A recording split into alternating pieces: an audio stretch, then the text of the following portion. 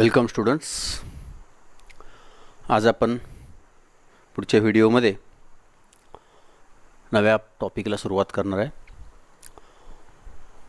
मागच्या व्हिडिओमध्ये organisation of cell हा टॉपिक चॅप्टर संपवला आपण. आज आपण नवीन टॉपिक सुरुवात करायची आहे. टेक्स्टबुकमधला chapter number 4 kingdom Animalia.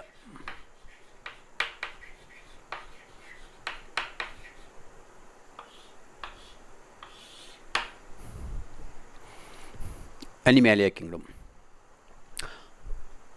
Topic number 3 कोणता आहे? Kingdom Plantae. किंगडम प्लांटी तुम्ही पाहिलेलं आहे. त्यानंतर आता आपण पाहतोय kingdom Animalia. Animalia animals. This is the chapter from classification. क्लासिफिकेशनमधला हा चॅप्टर आहे. यापूर्वी क्लासिफिकेशन वर्गीकरण, सजीवांचं वर्गीकरण तुम्ही शिकलेला आहात. त्यातल्या बेसिक काही कॅरेक्टरिस्टिक्स, वेगवेगळ्या वनस्पती, प्राणी यांचे गुणधर्म तुम्ही अभ्यासले आहात.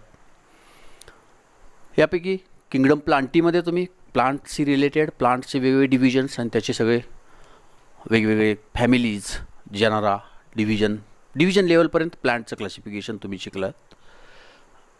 फक्त किंगडम ॲनिमॅलिया आता आपण शिकणार आहे. From kingdom Animalia we are going to study up to the phylum level. Phylum लेवलपर्यंतचं क्लासिफिकेशन आपण पाहणार आहे. त्यापूर्वी आपण थोडंसं क्लासिफिकेशन म्हणजे काय पाहूया. What is classification? मराठीमध्ये याला आपण म्हणतो वर्गीकरण. बरोबर. वर्गीकरण म्हणजे काय किंवा क्लासिफिकेशन म्हणजे काय? In simple words, classification is grouping of organisms on the basis of their similarities and differences. This grouping must be scientific. Scientific grouping of the organisms. शास्त्रीय ग्रुपिंग म्हणजे वर्गीकरण. लहान लहान छोटे छोटे ग्रुप तयार करायचे शास्त्रीय आधारावरती. कशाच्या आधारावरती? ऑन द बेसिस ऑफ म्हणजेच त्याच्या सारखेपणा म्हणजे असणारे गुणधर्म्स, त्यांच्या विविधते, कोणकोणत्या प्रकारची विविधता आहे यावरती आधारित, सारखेपणावरती आणि त्याच्या विविधतेवरती आधारित अशा सर्व सजीवांचं लहान लहान गटांमध्ये विभागणी करणं म्हणजे क्लासिफिकेशन. एवढं ते सोपं आहे. It is simply grouping or scientific grouping. लहान लहान ग्रुप्स तयार करणं. कुणाचं? ॲनिमॅलिया. तत्पूर्वी आपण आणखीन एक भाग पाहूया. What is the importance or need of classification. ह्या क्लासिफिकेशनची गरज आहे का? का करायचं क्लासिफिकेशन? क्लासिफिकेशन म्हटल्यानंतर अनेक अवघड शब्द तुम्हाला आढळत असतील. प्लॅटी हेल्मिंथिस, ॲस्कहेल्मिंथिस, नेमॅटोडा वगैरे वगैरे, ब्रायोफायटा, टेरिडोफायटा. आणि हे अवघड शब्द असल्यामुळे तुम्हाला वाटतं हे क्लासिफिकेशन म्हणजे नवीन शब्दांचं काहीतरी भांडार आहे. बरोबर आहे. इचिनोडर्मॅटा, हेमिकॉर्डॅटा वगैरे वगैरे ही अवघड शब्द वाटतात कारण all these are the Latin words. हे सगळे लॅटिन वर्ड्स आहेत आणि लॅटिन वर्ड्स ह्या क्लासिफिकेशनमध्ये वापरल्यामुळं आपल्या दररोजच्या ऐकण्यामध्ये हे शब्द नाही आहेत, त्यामुळे थोडे अवघड वाटतं. तुम्ही वारंवार याची थोडी उजळणी केली तर हे काही अवघड नाही. त्याच्या शब्दांचा अर्थ, कोणत्या प्रकारचे शब्द, त्याचा अर्थ काय आहे हे जर तुम्ही पाहिलात तर हे अवघड वाटणार.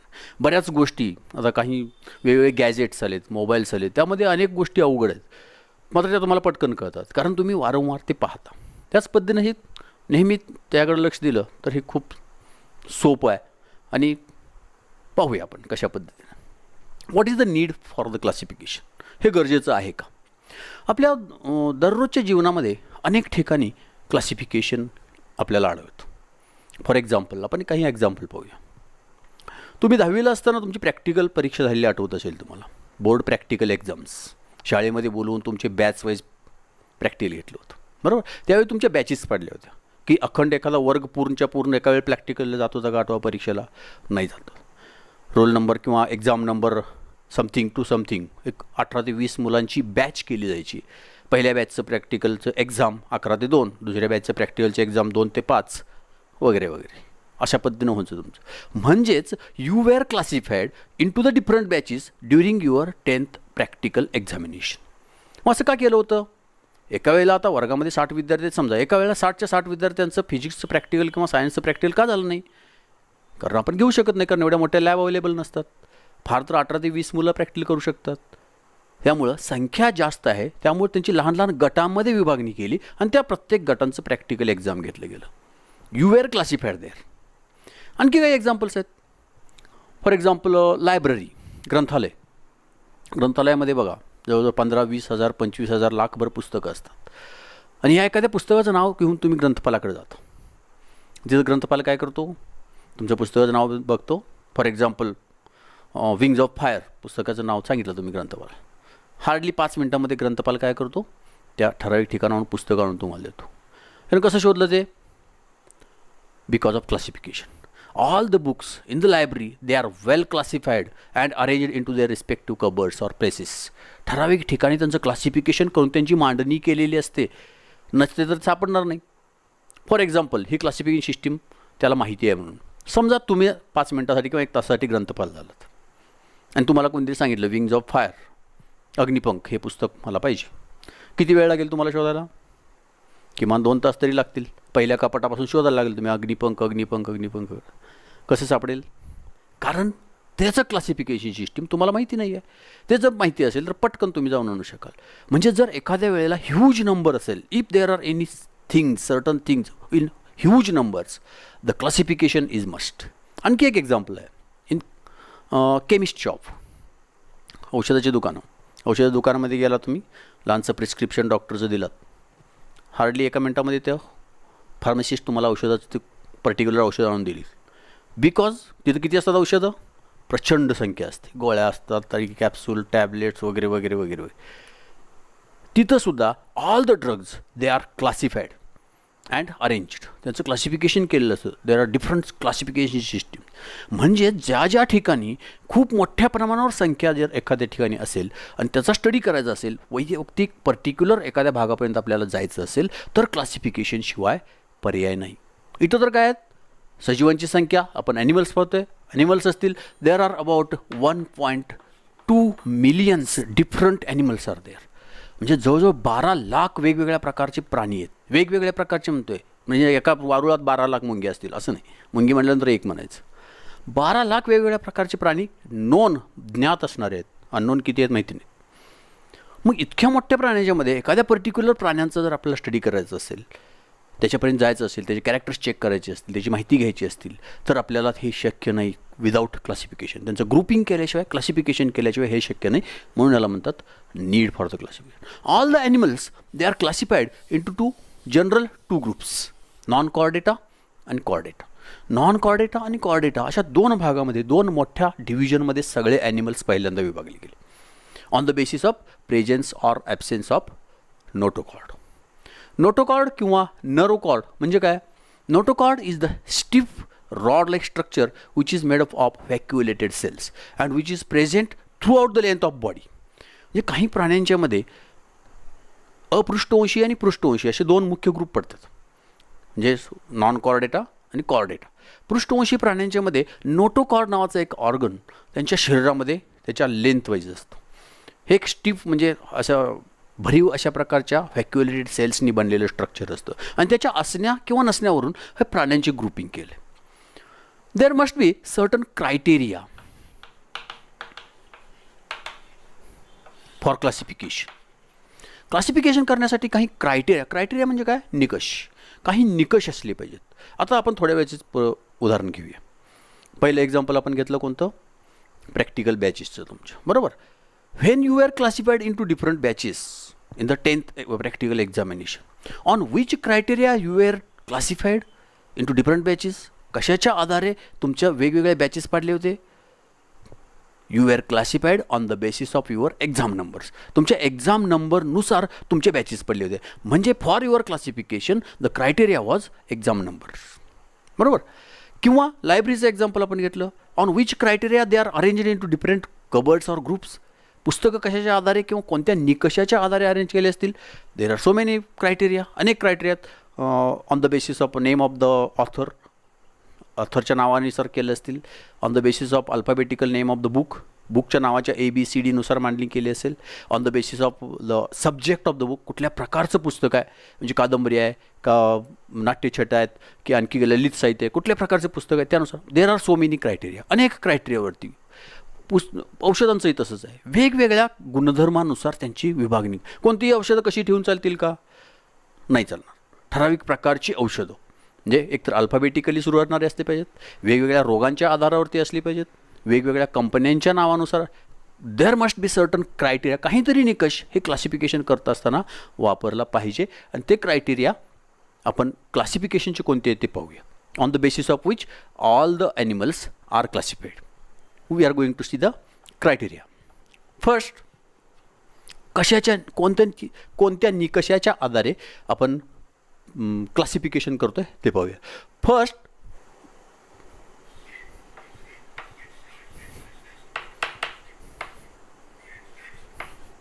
Level of organization. I am writing शॉर्टमध्ये लिहितो आहे मी थोडंसं. Level of the organization. There are different organization. कोणकोणते ऑर्गनायझेशन आहेत?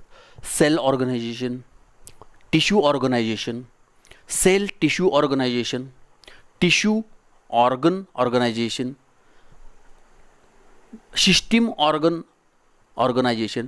कोणत्या प्रकारचा हा ऑर्गॅनिझम बनलेला आहे? फक्त त्याचं ऑर्गनायझेशन सेल टिश्यूपासून बनलं आहे का? त्या ॲनिमलमध्ये फक्त आपल्याला टिश्यू आढळतात का? त्यामध्ये ऑर्गन्स आढळतात का नाही?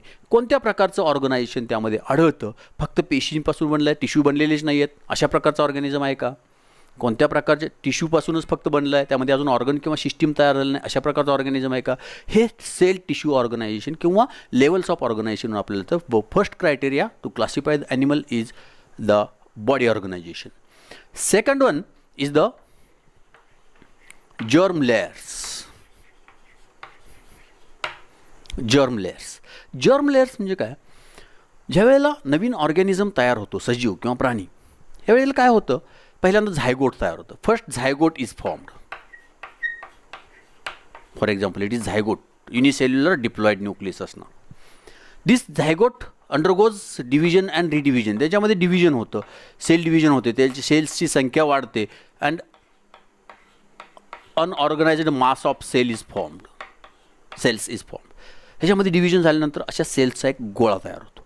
And when this mass is formed it gives rise to formation of 3 layers. त्यानंतर त्याच्यामध्ये 3 लेयर्स तयार होतात. अशी सर्वात आतील जे सेल्सचा लेअर आहेत, ह्यात सगळे सेल्स असतात. इथं सेल्स असतात, इथं सेल्स असतात, इथं सेल्स, असे 3 लेयर असणारे सेल्स तयार होतात. सर्वात आतील जे सेल्स असतात त्यांना म्हणतात एंडोडर्म. मध्यभागी जे सेल्स असतात त्या लेयरला सगळ्या म्हणतात मेसोडर्म. आणि सर्वात बाहेर जो आहे त्याला म्हणतात एक्टोडर्म. म्हणजे एक्टोडर्म, मेसोडर्म आणि एंडोडर्म अशा 3 लेयर्सपासून ऑर्गॅनिझम बनलेला असतो. मात्र काही जे लोअर ॲनिमल्स आहेत त्यांच्यामध्ये हा मधला नसतो मेसोडर्म. इथं काय असतात? डेड सेल्स असतात, डेड टिश्यू असतं. ह्याच्यामध्ये मग फक्त एंडोडर्म आणि एक्टोडर्म ह्या 2च लेअरपासून ऑर्गॅनिझम बनलेले असतं. म्हणजे तो ऑर्गॅनिझम किती लेअरपासून बनला आहे? 2च लेअरपासून बनला असेल तर त्या ऑर्गॅनिझमला म्हणतात डिप्लोब्लास्टिक. 3 पासून बनला असेल तर त्याला म्हणतात ट्रिप्लोब्लास्टिक. म्हणजे whether the organism or diploblastic or triploblastic it is another criteria for classification. क्लासिफिकेशनचा पुढचा निकष हा आहे.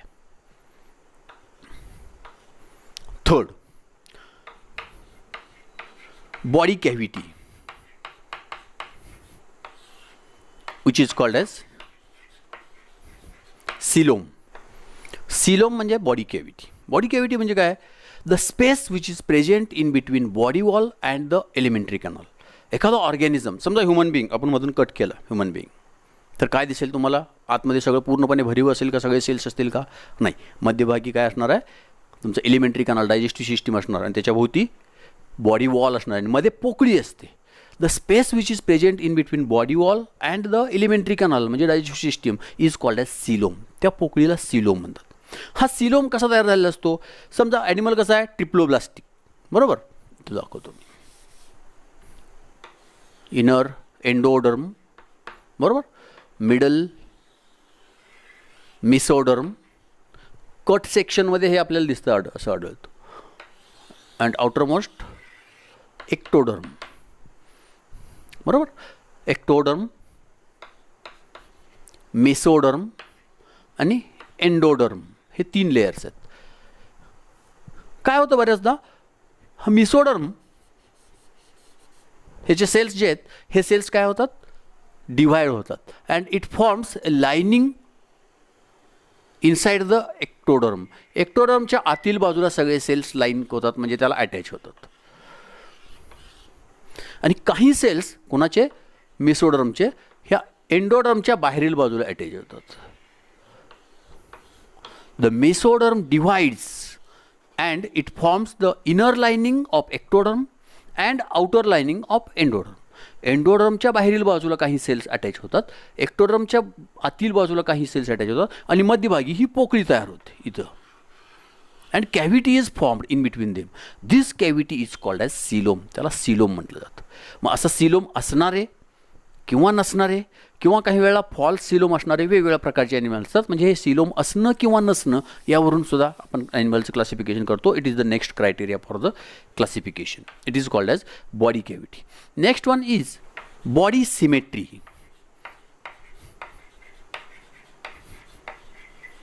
पुढचा आहे body symmetry. The animal show different types of the body symmetry. मला वाटतं हे सुद्धा क्रायटेरिया तुम्हाला 10th ला झालेले आहेत. कोणकोणते आहेत बघा. देर आर असिमेट्रिकल, म्हणजे त्याला सिमेट्रीच नसते. Bilateral symmetric and third radial symmetry. 3 प्रकारचे सिमेट्री आपल्याला आढळतात.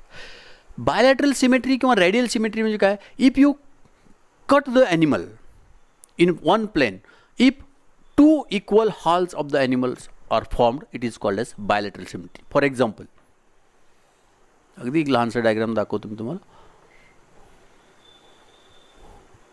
हा समजा फिश आहे. हा फिश व्हर्टिकली एका प्लेननी, या प्लेननी आपण त्याला जर कट केला तर त्याचे किती होतात, 2 भाग होतात. बरोबर किंवा इक्वल 2 हॉल्स होतात. समजायचं आहे म्हणजे 2 भागामध्ये याचं शरीर कट करण्यासाठी there is only 1 plane in which the body of the animal can be divided into 2 equal halves. जर एकच प्लेन असेल तर त्याला म्हणतात bilateral symmetry. Radial symmetry, if there are more than 1 halves, for example it is the animal, हा एक sea anemone आहे समजा, like this. If there are more than 1 halves, समजा हा ॲनिमल या पद्धतीनं इथून कट केला,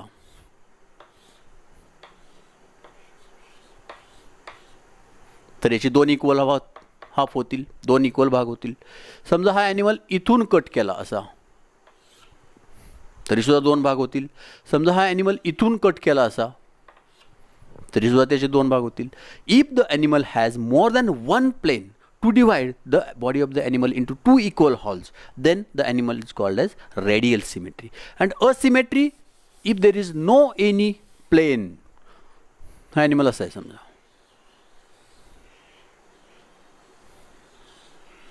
असा animal आहे. कोणत्याच प्लेन मधून याचे 2 भाग होत नाहीत. there is no any plane to divide the animal into 2 equal halves. 2 भागामध्ये कट करणारा कोणताच यामध्ये प्लेन नसेल तर त्या ॲनिमल्सला म्हणतात असिमेट्रिकल. म्हणजे त्याची बॉडी असिमेट्रिकल आहे, बायलॅटरल सिमेट्रिकल आहे की रेडियल, त्यावरून सुद्धा त्याचं क्लासिफिकेशन ठरतं. Next criterion for the classification is segmentation.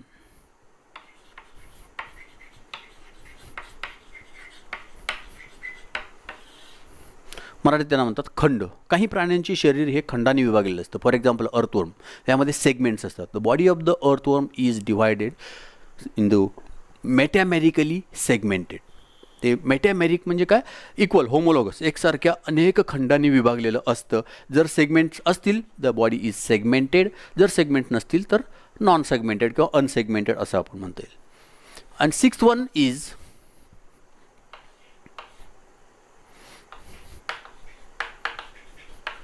animal body plan.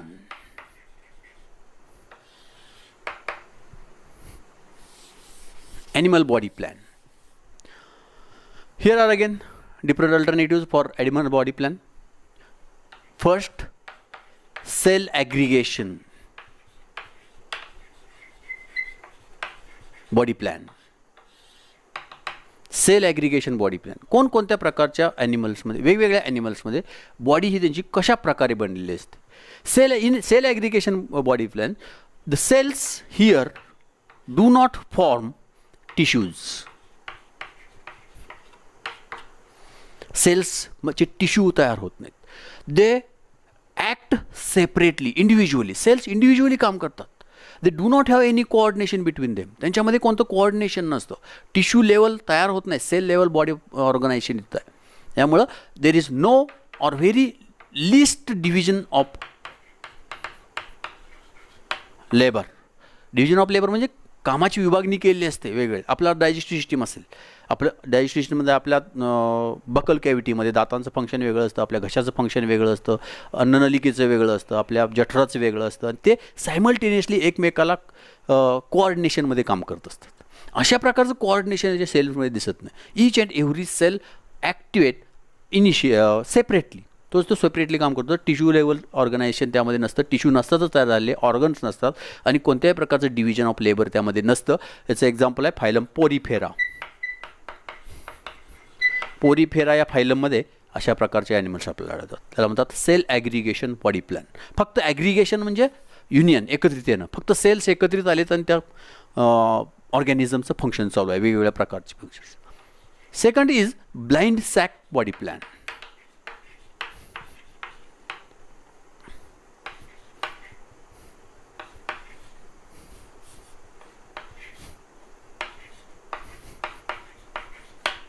Blind sac body plan. Here the organisms are sac-like structures. इथं ऑर्गॅनिझम हे sac-like असतात, having only one end. असं ॲनिमल समजा. Only one aperture or opening is here, and cavity is a sac-like structure. The food is taken inside from the same pore or opening and given outside from the same opening. इथं the digestive system is incomplete. Digestive system incomplete असते. एक sack bag प्रमाणे असतं ॲनिमलचं शरीर, एकाच बाजूने opening असतं. Ingestion and egestion takes place from the same organ. एकाच ऑर्गनमधून इंजेशन आणि इजेशन होतं. अशा वेळी त्याला म्हणायचं ब्लाइंड सॅक बॉडी प्लॅन. याचं एक्झाम्पल आहे फायलम, वरती लिहितोय मी,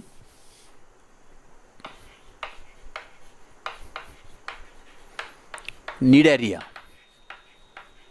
निडॅरिया किंवा सिलेंट्रेटा जुनं नाव आहे त्याचं. या फायलममध्ये या प्रकारचे ॲनिमल्स असतात. Third is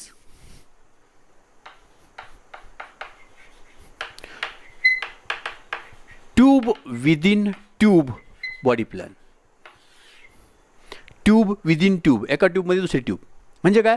here the cylindrical body of the organism, for example, it is the somewhat cylindrical. It consists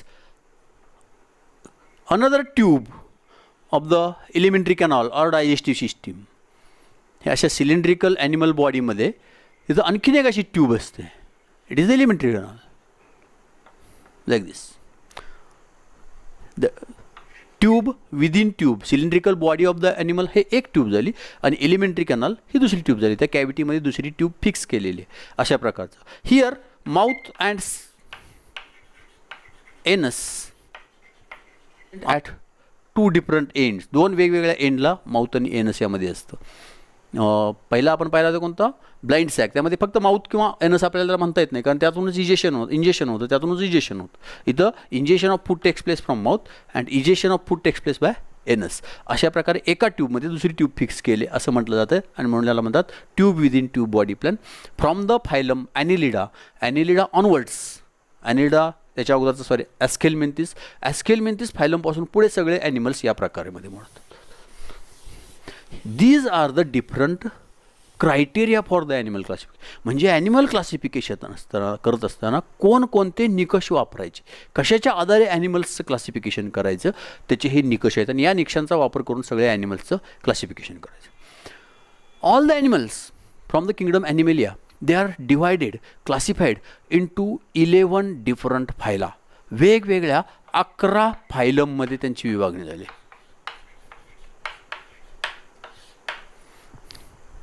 the group or the level in the classification of animal.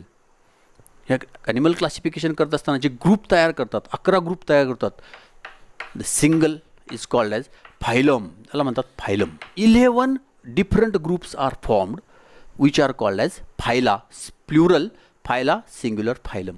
11 फायलममध्ये क्लासिफिकेशन ॲनिमल्सचे केले. We will see one by one. एकानंतर दुसरं आपण पाहूया. First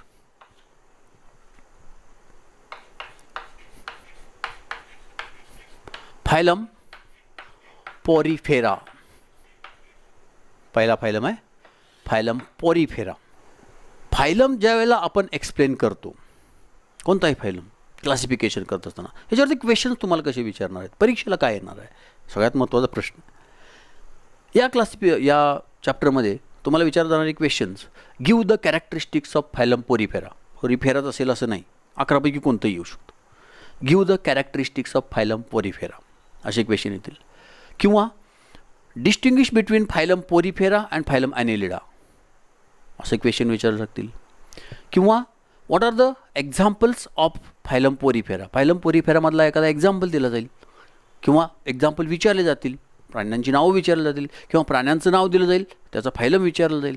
प्राण्यांच्या संबंधित असणारे काही महत्त्वाचे गुणधर्म विचारले जातील. या प्रकारचे क्वेश्चन तुम्हाला विचारले जातील. ड्रॉ नीट लेबल डायग्रामवरती मध्ये यामध्ये फार असणार नाहीत. तुमच्या बुकमध्ये अनेक प्राण्यांची वेगवेगळी डायग्राम्स आहेत. तुम्हाला तर टेन्शन आलं असेल, इतके सगळे प्राणी कसे डायग्राम. काही काळजी करू नका. यातले प्राणी डायग्राम काढायला फारसे तुम्हाला परीक्षेला विचारले जाणार नाहीत, कारण बरेच त्यामध्ये फोटोग्राफ्स आहेत. फोटोग्राफचे डायग्राम आपल्याला नाही काढता येणार. त्यामुळे ते फक्त तुम्हाला आयडेंटिफिकेशनसाठी आहेत. यातले ड्रॉ करण्यासाठी विचारले जाणार नाहीत. हे फक्त आयडेंटिफिकेशनसाठी. फक्त त्यांचे कॅरेक्टर्स मात्र जास्त महत्त्वाचे आहेत. कॅरेक्टर्स म्हणजे काय, या पूर्ण ग्रुप पोरीफेरा म्हणजे काय, हा एक ग्रुप आहे प्राण्यांचा. कसा ग्रुप आहे की यामध्ये असणारे प्राणी सर्व किंवा बरेचसे गुणधर्म त्यामध्ये एकसारखे असतात. कोणते कोणते गुणधर्म, ॲनिमल बॉडी प्लॅन असेल, त्यानंतर जर्म लेयर्स असतील, बॉडी केव्हिटी असेल, त्यानंतर डिप्लोप्लास्टिक आहे की ट्रिप्लो, हे सगळे कॅरेक्टर्स एकसारखे असणाऱ्या प्राण्यांचा ग्रुप म्हणजे फायलम. ह्या फायलम जो पहिला फायलम आहे त्याचं नाव आहे पोरीफेरा. आणि या पोरीफेरा फायलममध्ये असणाऱ्या प्राण्यांचे गुणधर्म आपण पाहतोय वन बाय वन. बरोबर. Phylum Porifera, they are aquatic animals. Aquatic सोपं आहे, पाण्यामध्ये राहणार आहे. Mostly marine but few are fresh water. समुद्रामध्ये राहणारे जास्त आहेत, समुद्रामध्ये आढळणारे जास्त आहेत. मात्र काही फ्रेश वॉटर म्हणजे ताज्या किंवा गोड्या पाण्यामध्ये राहणारे. जास्तीत जास्त मरीन वॉटरमध्ये आढळणारे प्राणी आपल्याला असे आढळतात. Generally these animals are called as sponges.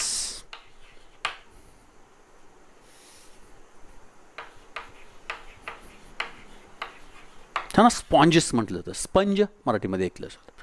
They are called as sponges. Why they are called as sponges? Because they show number of pores are on their body. Porifera याचा अर्थ काय? पोरी मीन्स पोअर्स, छिद्र, आणि फेरा to bear, शरीरावरती छिद्र असणारे. द पोअर्स बिअरिंग ॲनिमल्स म्हणून पोरीफेरा. पोरी म्हणजे छिद्र, फेरा म्हणजे bearing. They are called as sponges. हे ॲनिमल्स कसे असतात? The animals are no doubt multicellular, कारण आपण ॲनिमॅलियामध्ये मल्टीसेल्युलर ॲनिमल्स पाहतोय. They are multicellular. They having cell aggregation body plan, cell aggregation organisation. त्याच्यामध्ये सेल ॲग्रिगेशन ऑर्गनायझेशन आहे. त्यानंतर टिश्यू यामध्ये आपल्याला आढळत नाहीत. सेल्स कसे असतात, ॲनिमल्स कसे असतात? डिप्लोब्लास्टिक, म्हणजेच 2 जर्म लेअर असतात, इक्टोडर्म आणि endoderm. Mesoderm is absent or made up of dead tissue. Diploblastic आहेत. असिलोमॅटिक आहेत. असिलोमॅटिक म्हणजे सिलोम इज ॲबसेंट, त्यामध्ये सिलोम नसतं, बॉडी कॅव्हिटी नसते, कारण डिप्लोब्लास्टिक आहेत. सिलोम त्यामध्ये आपल्याला आढळत नाही. दुसरा कॅरेक्टर्स आपण कोणता पाहिला होता? They show cellular level of organisation. Cellular level of organisation आहेत जे टिश्यू ह्यामध्ये तयार होत नाही आहे. The animals are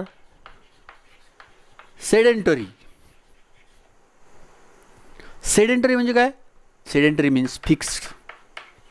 they are fixed to any substratum, कोणत्या तरी एक सबस्ट्रॅटमला आधाराला अटॅच झालेले असतात. जर अटॅच झालेले असतील तर त्याला सेडेंटरी म्हणतात, आणि जर हालचाल करणारे असतील तर त्यांना फ्री लिव्हिंग म्हणतात.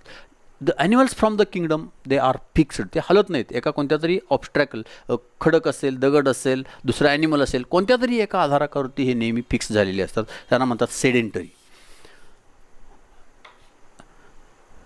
Porifera, the animals show number of small pores around their body. Body is surrounded by very minute pores which are called as ostia.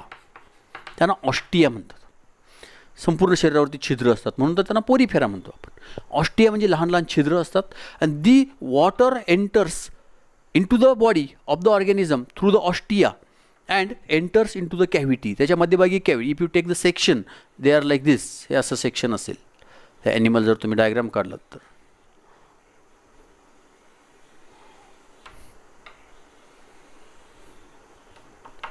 हे लहान लहान छिद्र असतील, इथं अशी अनेक असंख्य छिद्र असतील. And at the tip there is large opening which is called as osculum. ह्याला ऑस्क्युलम म्हणतात. Inside the body wall there is the cavity. आतमध्ये कॅव्हिटी असते. And this cavity is called as spongocoel. म्हणजे हे जे लहान लहान छिद्र असतात, ह्या छिद्रांच्यामधून पाणी आतमध्ये एंटर करतं. Water enters inside through these ostia. त्याच्यावरती असणाऱ्या लहान लहान छिद्रामधून पाणी आतमध्ये जातं.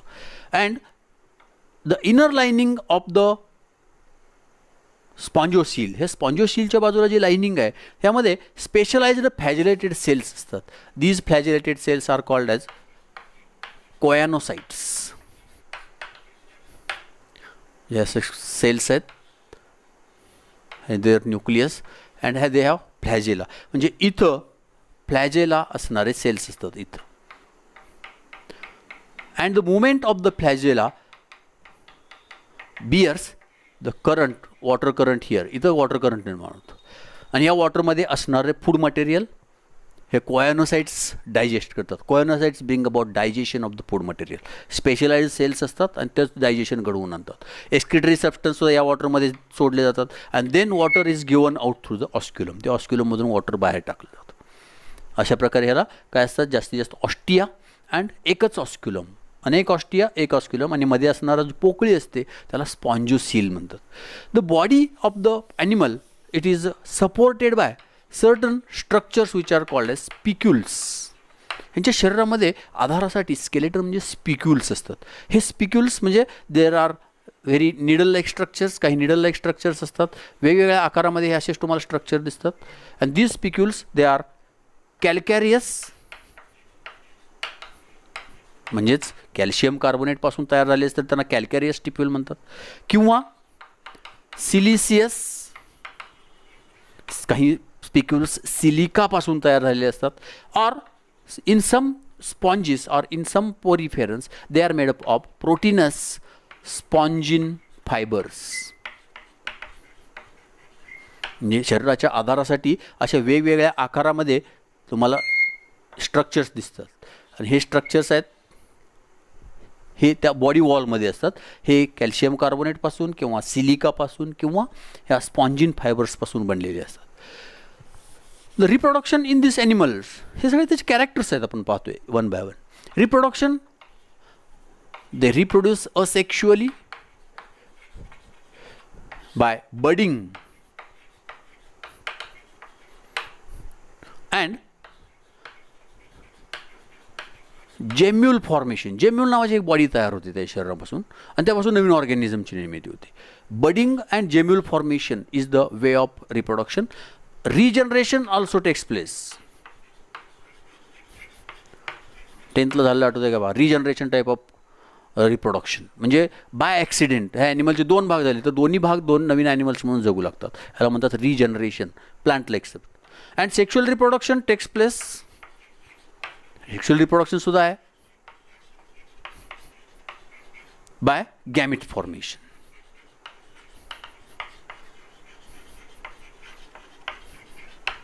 Gamete formation.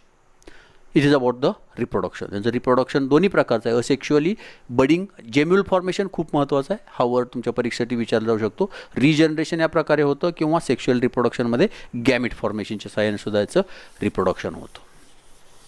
या फायलममध्ये कोणकोणते ॲनिमल्स आहेत? Example, first is Sycon. Sycon नावाचं ॲनिमल.